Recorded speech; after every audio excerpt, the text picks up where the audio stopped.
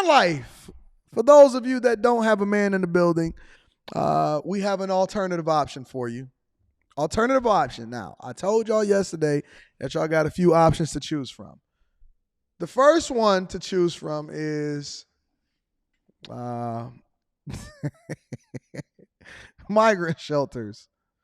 Listen. I'm telling you that everything is becoming so overpriced that we're going to have to start evaluating what the American dream is.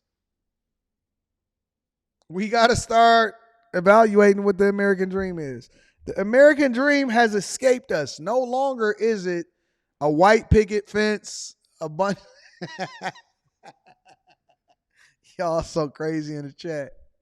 No longer is it a white picket fence with two children, one income. She takes care of the children, and you come home from your job and say, and then she packs your lunch in your lunch pail, and then she puts some hot chocolate in your lunch in order to get you going. And you see the kids, and they say, oh, daddy. That's not the American dream in the United States of the Americas anymore, baby. We got a whole new president, a whole new regime. We got a border czar that's upending everything. We got inflation that's out of control. They keep telling us that they're adding jobs. Where? You still feel poor. Overwhelmingly, most people can't even come up with $1,000 in an emergency. That's what the statistics tell us. Most people that make over $100,000 a year, on average, most people that make over $100,000 a year on average they are living paycheck to paycheck. That's a fact. So what do? Well, over in California, they said they sick of it because they've seen so many people get on YouTube, get them an RV or live in van life that they said that we're no longer accepting anybody that's deciding that they want to live van life anymore over here in California. So you got to find another place to be able to park your car, man. The idea of setting down roots is a fundamental part of our shared experience, but it differs for everyone. Buying or renting, homes versus condos versus apartments in the city or out in the burbs. But for some people who have fallen on hard times, sometimes their best option is just to put life in park for a second and focus their energy on getting to more stable ground. In San Francisco's Bernal Heights neighborhood, some people have been living in their RVs parked along the side of the road for years. But that could change very soon. And neighbors tell our Jose Martinez, not soon enough. New parking restrictions like that one are popping up all over Bernal Heights Boulevard to deter homeless people from parking their RVs overnight. Residents tell me enough is enough. It's been 5 months since Zulema Bolio and her husband bought this RV and started parking it right here on Bernal Heights Boulevard. Did y'all see that? Y'all see that?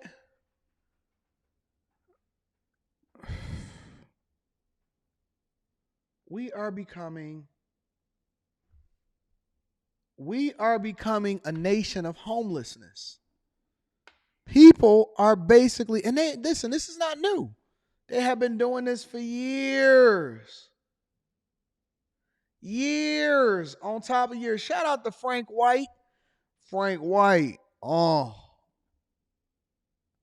years. If y'all want to get in touch with me on a business tip for anything that y'all not need to get in touch with me about, make sure y'all email me. Anton, I only do business through emails. If it's some fake TikTok or Instagram account, it's not me. Anton Daniels 413@gmail.com. I appreciate y'all. For years, people have been living like this in their vans. People go and buy a van. They had an RV show here at the Huntington Place. I walked straight over to the Huntington Place. Whenever they have some conference, they'll have, the car shows and the RV shows. And so when I wake up on Saturday or Sunday morning and say, hey, y'all want to go see what's happening at the conference? I'm like, yeah. So we go over there and we look at all of these RVs. And I told Rita, I said, listen, I will never, ever travel in an RV again. I did that junk when I was younger. I didn't like it. You know how much you got to empty it out from all of the poop and get it prepared? Yo, it's so much work. Then you got to drive that thing. I said, we could have just took a plane and just enjoy life. Take a plane, get in a hotel, go out, do what we want to do, and have a good time. We out here driving this big old RV. Don't care how modern it is, but you can sleep. I'm not the one sleeping. I'm the one that got to drive the whole time. I don't want to be in no RV. You can keep that RV. Listen, I know a lot of people think that it's cool. They want to do the RV road trips. I'm not doing it. I tried it. I didn't like it. It wasn't fun. And it wasn't a good experience at all. I am not the RV guy. I am a first class plane ticket flying mother effer. Flat out. Flat out. I'm not an RV guy. But everybody is now buying RVs so that they can just be able to survive now. This is the new American dream. We have some puppies, and we were renting. They asked us for a lot of money for them. So we saw it would be a little better to move here instead of paying almost Not the dog. Ugh. Listen. Y'all got to help me to understand what this. We're going to get to this. Y'all have to help me to understand what is the obsession with animals. I don't understand it. What is this obsession with animals? Now, listen, I'm not against you having a pet. I'm not. Lord knows I'm not against you having a pet. As a matter of fact, I think that some of these pets are a lot more loyal than the women that y'all married to. That's here nor there. But here's my thing. I do not understand the obsession with animals when you're poor. Why are you homeless living in a van in an RV, but then you have another mouth to feed, and he's sitting up there drooling, and you got dog hair everywhere? Yo, having an animal with poverty is crazy. Going to get dog food when you ain't got no place to lay your head is insane. That's insane. Insane. Lord knows, and listen, if you want to get you a pet, have a pet, but at least have a place for them to be able to run around and, having some kind of a dog that you got to feed when you married and y'all broke together in an RV on the side of the road getting your home towed. Come on, man. Come on, bro. I don't understand it. But let me hear the rest of this because I want to be open-minded. $1,000 for the two of us and the 3 puppies. She says they both work cleaning at a restaurant nearby and have been struggling to provide proof of enough income to qualify for another apartment. Well, it's our turn to see where to move. We have the idea of possibly moving to South San Francisco, but we still don't know. Welcome to San Francisco. They coming to your city. They have to move sooner than they planned, now that the city has announced plans to tackle street safety and public health issues in this part of town. It's what Bernal Heights longtime resident Mark tells me they've been asking for quite some time. They're very nice people, but for 4 years they've been here, there's no place for them to take showers. There's no, they throw their garbage out. This is not how they should be treated. Residents like Mark have been complaining to the city since 2020 when the number of RVs parked here increased because of the pandemic. But over the last few months, the conditions around the area started to deteriorate. Many residents sent letters and emails asking for more enforcement in the area. And the city responded with a confirmation that this is a no overnight parking zone. The solution? Reinstall the signs that were either vandalized or removed before active enforcement begins on March 28th. The mayor's office raised concerns about illegal dumping like sewage that's causing a health hazard in the neighborhood. People are constantly going back through here to pee. That's a given. And also further down, they go down that hill by the public garden. Other people like Nelly Cáceres, who's been working in the area for more than 5 years, agree. She says there is a line between compassion and addressing quality of life issues, so the community might be divided. Unos están a favor, otros están en contra. Many people are in favor, and others are against it because they say that some are good people and others are bad. But the truth is, with these new signs, it seems perfect to me, although many cars have not yet moved. Zulema says she'll continue to seek help through organizations to find a spot at one of those RV-safe parking sites. But for now, she has a message. If at any Hold on, man. Hold on. What is wrong with speaking English? How do y'all get apartments, get approved, get RVs, buy cars, get licenses, jobs, and y'all don't know hablo English?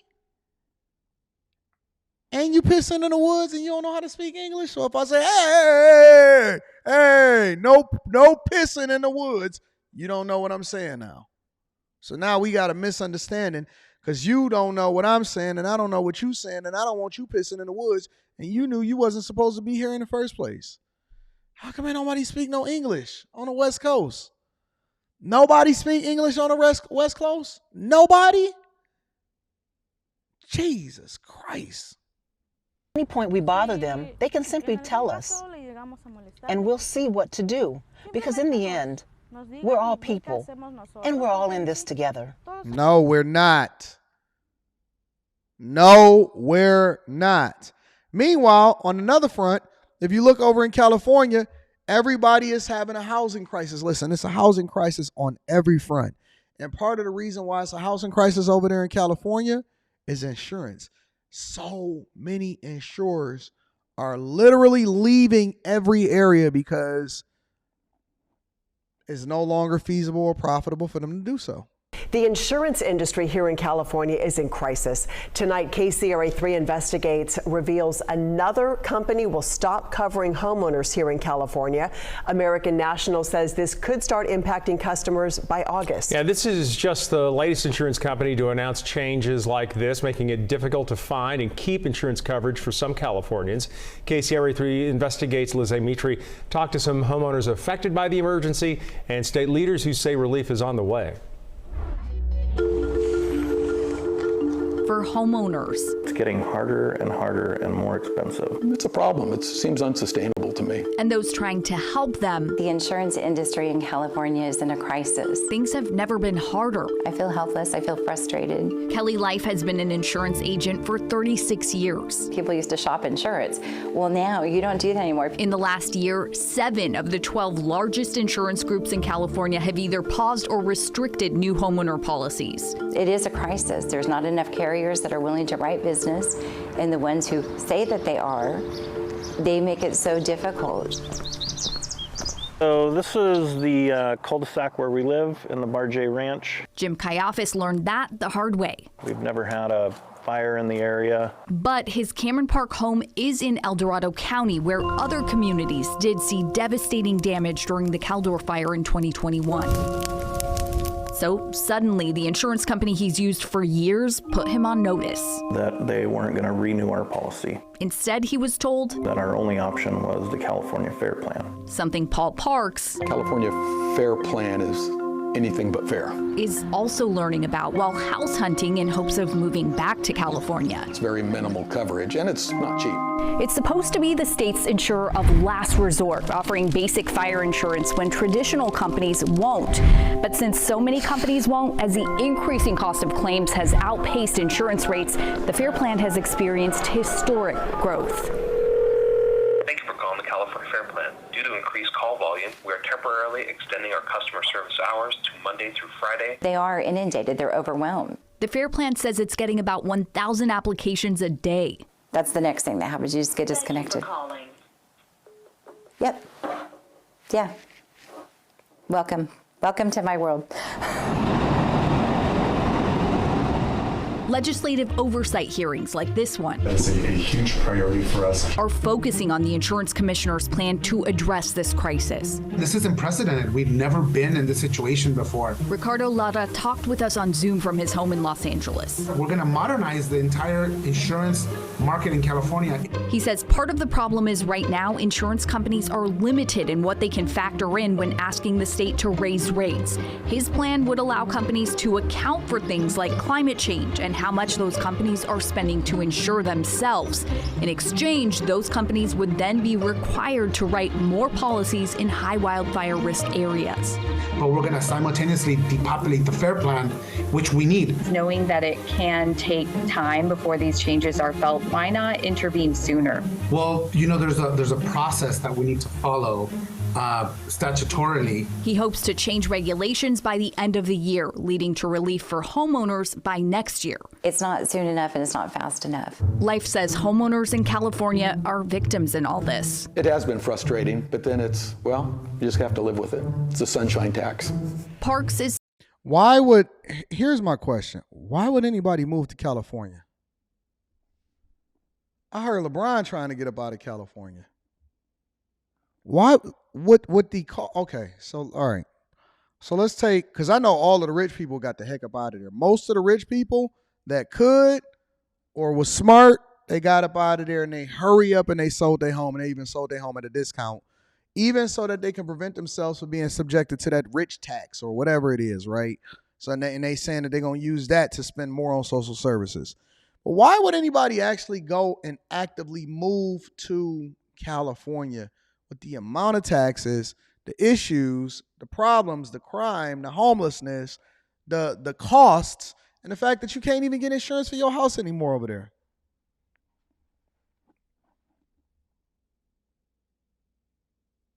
I don't know why anybody would move to California. You said you're an insurance agent in California and it's insane. I don't know why anybody are moving to California. They property taxes is crazy.